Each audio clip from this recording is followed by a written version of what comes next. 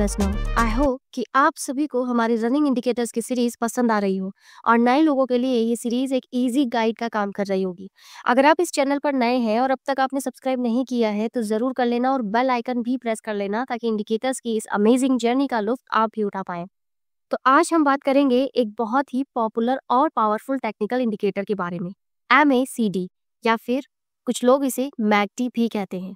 यानी आज हम बात करने वाले हैं मूविंग एवरेज कन्वर्जेंस डाइवर्जेंस की।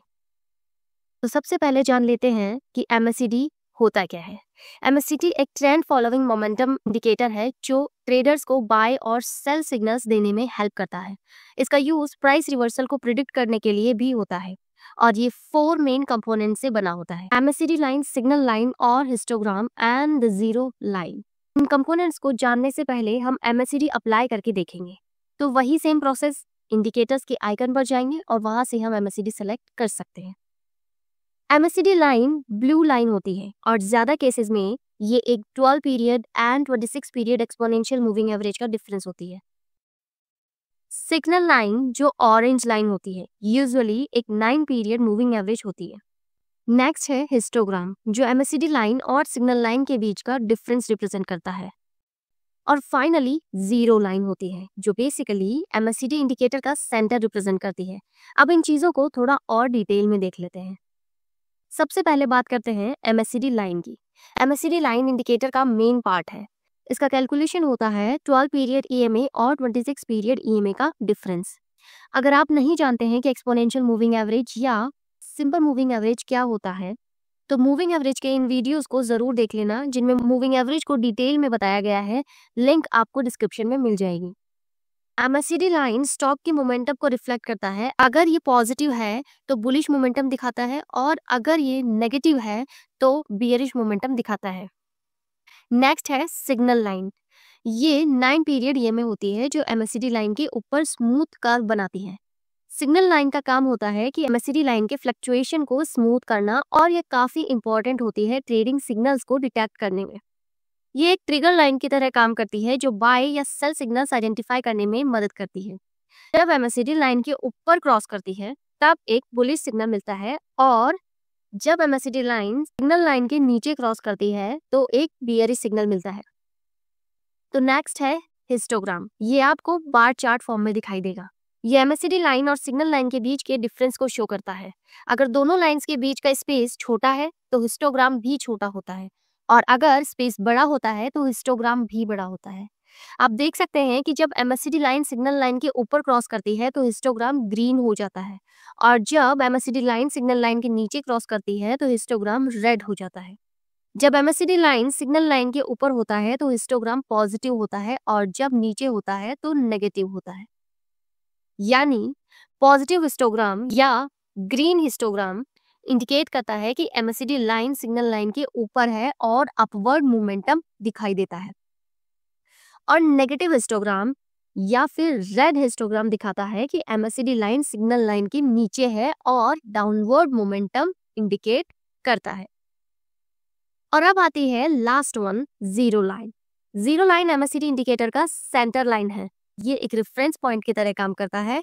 जब MACD लाइन और सिग्नल लाइन जीरो लाइन के ऊपर होते हैं तो बुलिश ट्रेंड दिखाई देता है और जब दोनों जीरो लाइन के नीचे होते हैं तो बेयरिश ट्रेंड रिफ्लेक्ट करता है। ओवरऑल ट्रेंड और मोमेंटम के लिए ये एक इंपॉर्टेंट सिग्नल होता है। ये 4 कंपोनेंट्स यानी MACD line, signal line, histogram और जीरो लाइन मिलकर के MACD का बेस फॉर्म करते हैं जो हमें प्राइस चेंजेस और मोमेंटम शिफ्ट्स के सिग्नल्स दे सकते हैं।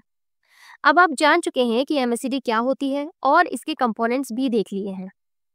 तो आप बात करते हैं MACD काम कैसे करती है। सिंपल शब्दों में ये दिखाता है कि ट्रेंड कितना स्ट्रांग है या कितना वीक है और ये MACD लाइन और सिग्नल लाइन के क्रॉसओवर पॉइंट्स को मॉनिटर करता है। जब MACD लाइन सिग्नल लाइन को नीचे से ऊपर क्रॉस करता है तो ये बुलिश मोमेंटम को इंडिकेट करता है, मतलब प्राइस बढ़ सकता है।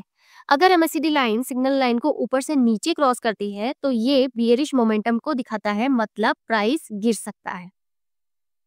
अब जो सबसे इंपॉर्टेंट पार्ट है वो है MACD के सिग्नल्स। चलिए इन्हें थोड़ा डिटेल में समझते हैं। फर्स्ट सिग्नल आता है बुलिश क्रॉसओवर। ये तब होता है जब MACD लाइन सिग्नल लाइन को नीचे से ऊपर क्रॉस करता है। ये बुलिश ट्रेंड का सिग्नल है और इसका मतलब है कि प्राइस ऊपर जाने वाला है। ट्रेडर्स के लिए ये एक बाइंग अपॉर्चुनिटी होती है। अगर MACD लाइन सिग्नल लाइन के नीचे काफी टाइम से था तो ये सिग्नल और भी स्ट्रॉन्ग होता है क्योंकि ये प्राइस रिवर्सल को इंडिकेट करता है। अब बात करते हैं बियरिश क्रॉसओवर की। ये तब होता है जब MACD लाइन सिग्नल लाइन को ऊपर से नीचे क्रॉस करती है। ये बियरिश मोमेंटम का सिग्नल होता है, मतलब प्राइस नीचे जाने वाला है।